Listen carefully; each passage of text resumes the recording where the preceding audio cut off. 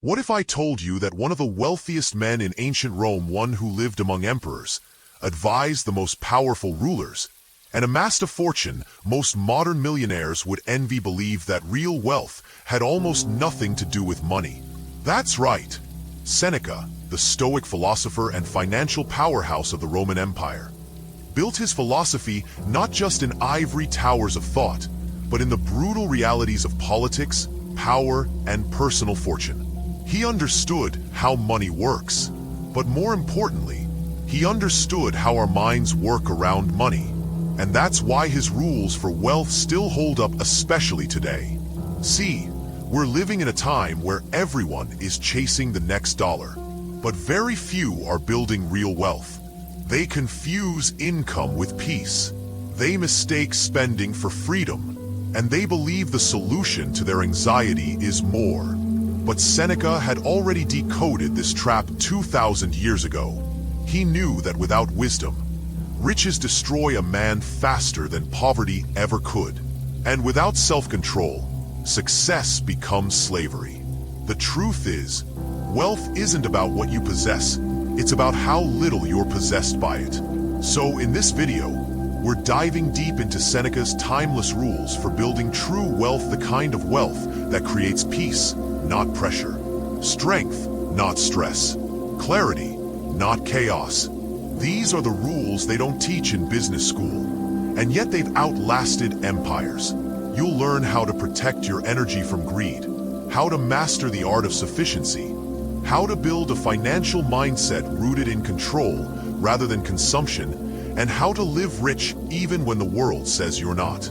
But before we begin, if this kind of wisdom resonates with you, take 1 second and click that like button. It helps this video reach more people who are tired of chasing fake success. And if you're building a stoic mindset, one rooted in self-mastery, calm, and clarity, subscribe and hit the bell icon so you never miss an episode. We're not here to impress. We're here to build something real. Now, let's unlock the wealth strategies of a man who mastered both money and the mind, Lucius Annaeus Seneca. Rule 1. Wealth is a tool, not a goal. Seneca never hated money. In fact, he had plenty of it. At one point, he was one of the wealthiest men in Rome. But the key difference was this: he never worshipped it. To Seneca, wealth was useful, but it was not sacred. It was a tool to be used wisely, not a god to be served blindly. And this simple shift in mindset is where real freedom begins. Because once you stop chasing money as the ultimate goal and start treating it as a means to a greater life, everything changes. You stop making desperate decisions. You stop selling your time for things that don't matter. You stop confusing the price of things with their actual value. Seneca warned that money could become just another chain around your neck if you did not know how to think about it. He wrote that wealth is the slave of a wise man, but the master of a fool. Think about that. The fool believes money will save him, that more will solve everything. But the wise man knows that unless your relationship with money is disciplined, it will eventually own you. This is why so many people make more and more, and yet feel emptier and emptier, because they never ask what the money is for. They never define what enough actually means. They just keep climbing, even when the ladder leads nowhere. Seneca believed wealth should serve your life, not become your life. He saw it like a sword, powerful in the hands of someone with virtue, but dangerous when wielded without purpose. If you make money your master, you will live on edge forever. You will compare constantly. You will feel hollow no matter how much you have. But if you make it your servant, you can finally breathe. You can finally choose your time. You can finally say no to things that do not align with your values. That is the difference between living richly and simply having riches. Now think about how this applies today. We are bombarded with messages telling us to hustle harder, grind longer, accumulate endlessly. But what are you really building? If you're working 16 hours a day with no peace, are you truly wealthy? If you're surrounded by luxury but empty inside, Have you one? Seneca would say no, because the true measure of wealth is not your income. It is your independence. It is your ability to walk away, your ability to stay calm when markets crash, your ability to not trade your principles for profit. Wealth should give you space to think, to breathe, to build something of substance. And if it doesn't, then it has become your cage. Seneca often reminded his readers to ask this question: what am I pursuing and why? He encouraged deep reflection about the role of money in your life. Are you chasing it to impress others? To distract yourself? To fill a void? Or are you using it consciously to create freedom and align with your purpose? This is not just philosophy. It is clarity. When you stop living by the default settings of society and start defining your own wealth goals, you reclaim your power. You stop being pulled by every flashy object. You stop being manipulated by every trend. You become intentional. And intentionality is the first step toward mastery. Here's the Stoic truth most people avoid. Not everyone who has money is rich.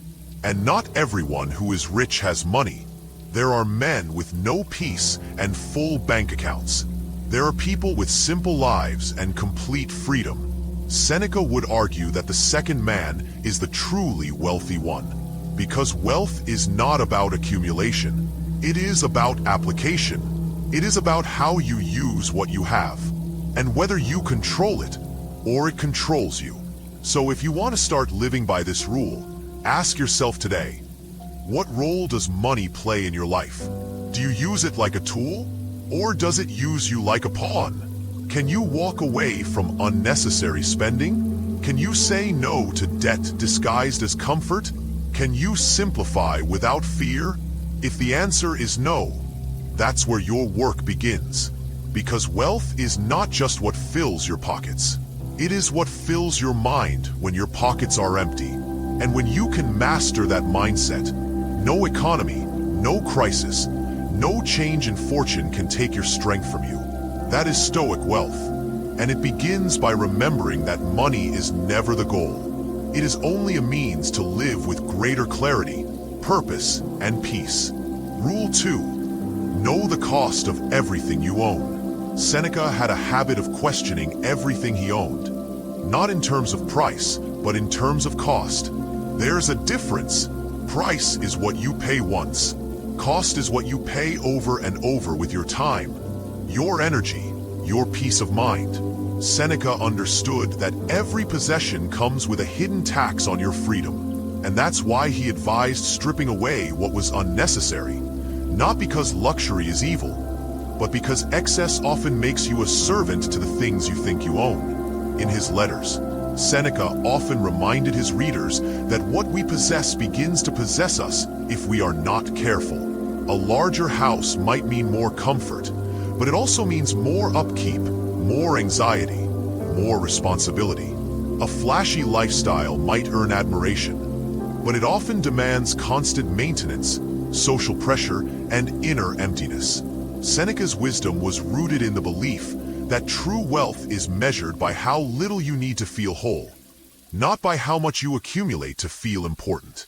This rule forces a hard question onto your life, not just how much did it cost, but what is it still costing you? Now think about your own life.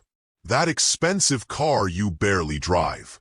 That wardrobe full of clothes you rarely wear. The gadgets, subscriptions, obligations you keep feeding month after month. Are they adding peace or taking it away? Do they give you clarity or clutter your time and energy? Seneca would argue that most of what modern people call wealth is simply refined distraction. It's sugar-coated anxiety. We think we're upgrading our life, but what we're really doing is renting a temporary escape from our inner unrest. And when the high fades, when the new becomes normal, we're left needing the next thing. This is not freedom. This is emotional debt, and it keeps you spiritually broke. Seneca believed that possession should serve you, not enslave you. That's why he practiced something radical: voluntary simplicity. At times, He would sleep on the floor, eat the food of a poor man, wear rough clothing, even while being a millionaire by Roman standards. He wasn't punishing himself. He was testing his strength, reminding himself that he could survive with less. That comfort should never become a requirement for stability. This is why his wealth did not control him. He could enjoy luxury without becoming attached to it. He could let go of things because he never gave them the power to define him. Can you say the same? This rule, to know the cost of everything you own, invites you to take a brutal inventory of your life. What are you holding on to that drains you? What are you working extra hours for that you no longer even appreciate? What status symbols are you clinging to because you're afraid of what others would say if you gave them up? These are the silent costs of modern wealth, and they add up. They take your mornings, they steal your evenings, they hijack your mind and make you believe that you are only as valuable as what you display. Seneca cuts through that lie like a sword. He reminds us that the man who owns little but fears nothing is far richer than the man who has everything and still wakes up anxious. Let's take this one step deeper. Every object you keep is tied to time. Every item you chase is tied to mental space. Every luxury you maintain is tied to future labor. So when you decide what to keep or what to buy, you're not just deciding how to spend your money. You're deciding how to spend your life. Because your time is not infinite. Your attention is not endless. Your mental bandwidth has limits. And when you fill it with things that bring only surface-level pleasure, you forfeit the deeper treasures: peace, presence, strength, and purpose. To apply this rule, begin with one simple act. Question your environment. Look around. What in your space actually makes you stronger? What adds calm? What makes you better? Keep those. Now, what creates stress? What demands energy but gives nothing back? What feels impressive but makes you feel shallow inside? Let those go. Practice removing before adding. Practice silence before noise. Practice stillness before clutter. This is how the Stoic builds a life. Not by hoarding, but by refining. Not by showcasing, but by simplifying. And it is through this clarity that true wealth begins to emerge. When you know the true cost of what you own, you begin to reclaim your power. You no longer chase things just to fill space. You no longer trade your peace for other people's approval. You no longer see money as the answer, but as a tool to deepen your alignment. That is what Seneca taught, and that is why this rule still works today. Not because it tells you what to buy, but because it teaches you how to be free. Rule 3. Make peace with enough. Seneca believed that one of the greatest sources of misery was the inability to recognize when you have enough. It sounds simple, but it is one of the most difficult disciplines in a world that constantly whispers, just a little more. More status, more followers, more zeros, more proof that you matter. But here's what Seneca knew that most people today still struggle to accept. If you do not define what enough looks like for you, you will be pulled endlessly by someone else's definition of success. You'll chase goals you never chose, accumulate things you don't need, and exhaust yourself for rewards that leave you feeling emptier the closer you get. Seneca wrote that poverty is not having too little, but wanting more. And that line changes everything, because it means that wealth begins in the mind. The moment you stop comparing, stop craving, and start appreciating what you already have, you've already stepped into a kind of wealth most people never reach. Seneca made peace with enough because he knew the human appetite, once unleashed, becomes a black hole. You give it what it wants, and it simply demands more. But the Stoic trains himself to want less, not as a denial, but as an act of freedom. When you make peace with enough, you regain control over your energy, your time, your clarity. You stop making every move from a place of lack. You stop needing everything to prove your worth. You begin to live by design, not desperation. And here's the thing.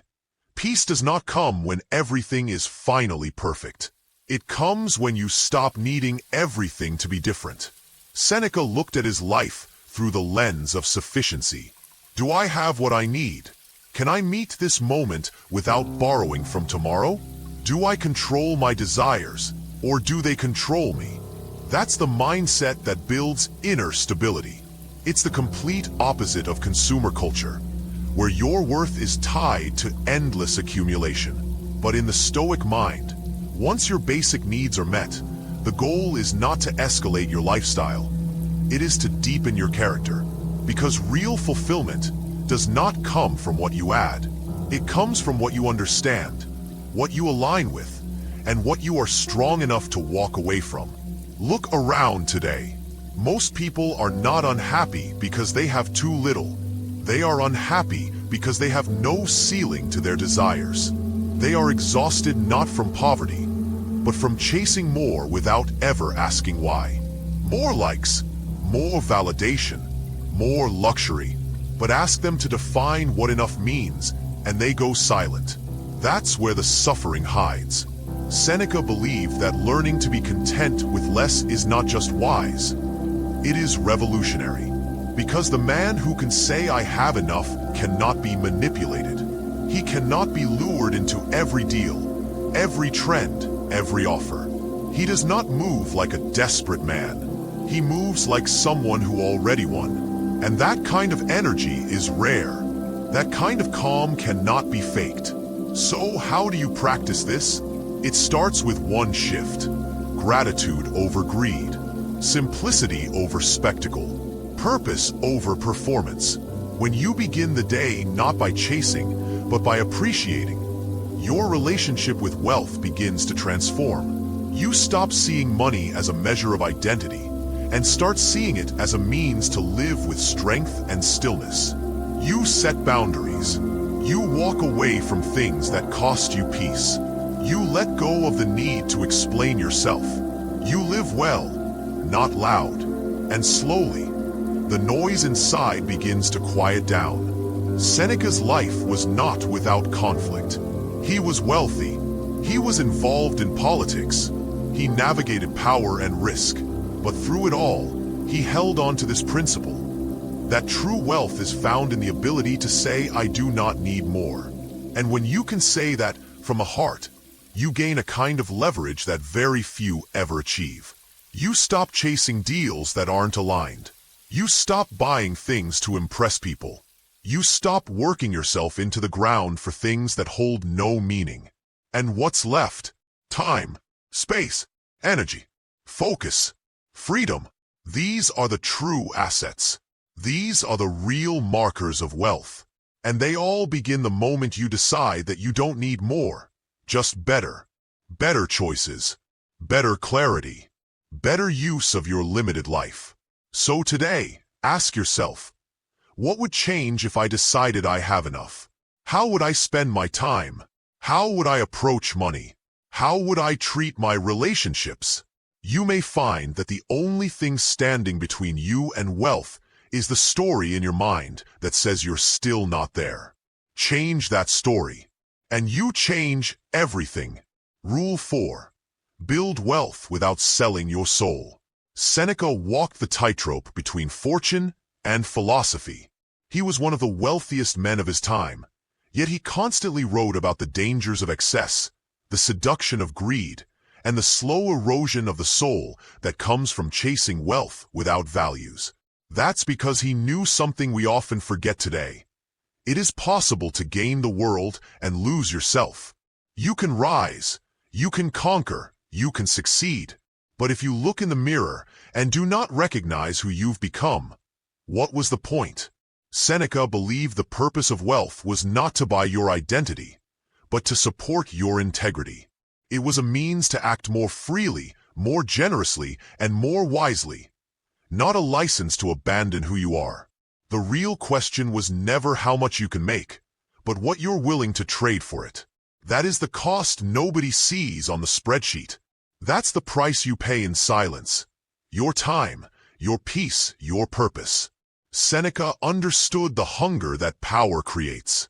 He was surrounded by it. He lived in the orbit of emperors. He saw men rise and fall, not because of lack, but because they sold parts of themselves piece by piece. First their time, then their values, then their voice, and finally their soul, all for the illusion of having more. But more is not always better, especially when it leaves you spiritually bankrupt. Seneca warned that riches gained without wisdom corrupt the man faster than poverty ever could. You stop living with intention. You start bending your truth. You chase opportunity at the expense of your peace. And eventually, you build a life that looks impressive on the outside, but feels hollow within. He wrote that no amount of money can restore a broken character, that wealth without virtue is just gilded slavery, and that the man who betrays himself to gain applause has already failed, no matter what the world says. That is why Seneca urged constant reflection. He encouraged men to ask themselves, what am I pursuing, and what am I giving up to get it? This question cuts through illusions, because the truth is, you can build wealth with your hands and destroy yourself with your decisions. And if you're not careful, success can cost you everything worth living for. But there's another way, the Stoic way, the disciplined path. It's slower, it's quieter, but it lasts. You can build wealth by mastering your craft, not by manipulating others. You can grow your income by adding value, not by selling attention. You can create abundance without becoming addicted to excess. And most importantly, you can keep your soul intact. You can still look your loved ones in the eye without shame. You can still rest at night with a calm heart. You can still make money without letting money make you. So how do you build wealth without selling your soul? First, define your non-negotiables. What principles are you unwilling to compromise for profit? Write them down. Then, design your goals around those values, not the other way around. If your dream requires you to betray yourself, it is not a dream. It's a trap. Second, protect your time like it is sacred, because it is. Time is the currency of life, and no dollar is worth the hours you will never get back. Choose projects that align with your strengths, clients that respect your values, and routines that keep your spirit sharp. Third, do not let the marketplace define your worth. Just because something is popular or profitable does not mean it is right for you. Your inner compass must guide you louder than the crowd. Seneca's wealth did not make him blind. It made him sharper, because he earned it with his eyes wide open. He knew its benefits, and he knew its dangers. He enjoyed it without becoming owned by it. And that's what he invites us to do today. Not to hate wealth, but to put it in its place, beneath your values, beneath your peace, beneath your soul. The world is full of people who look successful but feel broken. They achieved their goals but lost their grounding. They silence their conscience to gain applause. But that applause fades. The only approval that matters in the long run is the one you give yourself when you know you stayed true. And that is the greatest wealth of all. So ask yourself now, am I building something that reflects who I am? Or am I becoming someone else just to build something others admire? If you build with your soul, you will never be poor. But if you sacrifice your soul for the build, no amount of money will ever feel like enough. Rule 5. Remember that you can lose everything. Seneca's final and perhaps most sobering rule for wealth is this. Remember that you can lose everything. It is not a threat. It is a truth, a necessary truth, one that cuts through the illusion of control and reminds us of how fragile everything really is. Your house, your savings, your business, your health, your reputation. None of it is guaranteed. Fortune does not ask permission before it shifts. Life does not send warnings before it unravels.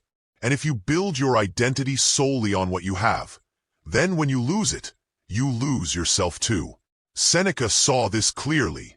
He lived through exile. He lost status. He saw friends murdered by politics. He watched entire empires fall. And through it all, he developed one of the most powerful forms of psychological strength: detachment without apathy, presence without illusion. He believed you should enjoy what you have, but never depend on it for your sense of self. Because the man who is prepared to lose everything is the man who cannot be broken by anything.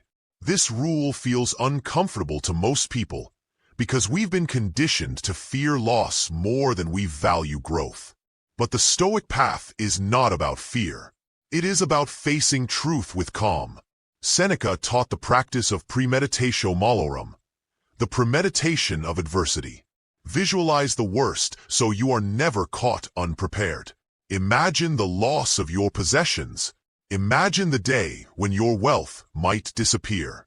Imagine the collapse of comfort, not to live in dread, but to build inner resilience.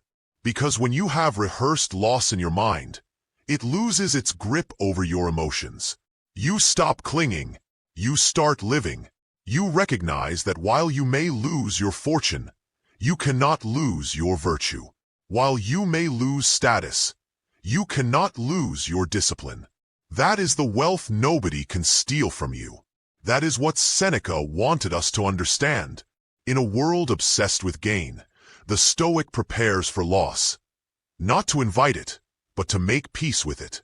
That preparation creates a kind of strength that cannot be shaken. And ironically, it makes you a better steward of what you have.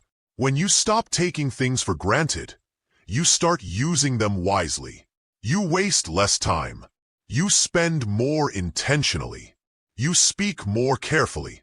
You work with gratitude instead of entitlement, because you know nothing is promised. And that knowledge makes you sharper, calmer, and more powerful. Seneca's philosophy was never about avoiding wealth. It was about not being enslaved by it. And this rule, remembering that you can lose everything, is what sets the Stoic apart from the anxious man. The anxious man avoids thinking about loss. He builds a wall of distractions and illusions. But the Stoic looks directly at it, accepts it, and grows stronger because of it. He carries his wealth lightly, not because he doesn't value it, but because he refuses to let it define him. This rule is not meant to scare you. It is meant to liberate you. Because once you internalize the truth of impermanence, you stop being ruled by fear. You become free to enjoy success without arrogance. You become free to fail without despair. You become free to build something meaningful without clinging to it like a lifeline. That is real wealth. That is the kind of wealth Seneca practiced and preached. Not the kind locked away in vaults, but the kind etched into character. The kind that cannot be taxed, stolen, or washed away by time. So ask yourself today, what am I depending on too heavily? What am I terrified to lose? And what would remain if everything else fell away? These are not questions for pessimists. They are the questions of the prepared, the steady, the strong. Because one day, you will lose something. We all do. The question is, will you be ready? Will you stand, or will you collapse? Seneca's life was not perfect, but his mind was fortified. And when the storms came, he did not shatter. He endured. He adapted. He continued to teach. You can too. You can live well without needing everything to go your way. You can build wealth that does not just exist in your accounts, but in your choices, your habits, your strength. And that is the kind of wealth no recession, no betrayal, no misfortune can destroy. So remember this. You may lose your comfort. You may lose your gold. You may lose your standing. But if you keep your calm, if you keep your principles, if you keep your reason, you have not truly lost.